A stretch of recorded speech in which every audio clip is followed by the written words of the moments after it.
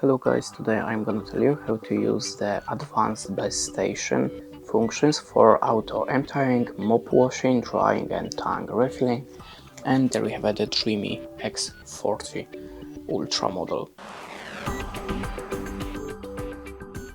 So let's jump to the phone application. In the first step we have to click on the three-dot icon, then go to the more functions. Oh, sorry, we have to open the dock settings. Okay, and now we have the auto emptying function, we have the turn off, standard, intelligence or low frequency. You can just click on one to select it.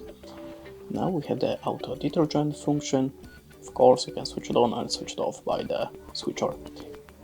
The auto wash function.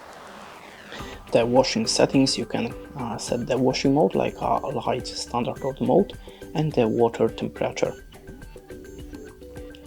Now the auto rewashing, we can set that only works in the clean genius, works in the both modes or turn it off. The drying time like a 2, 3 or 4 hours.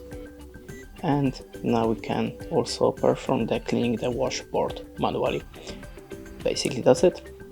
Thanks for watching, leave us a like or comment and goodbye.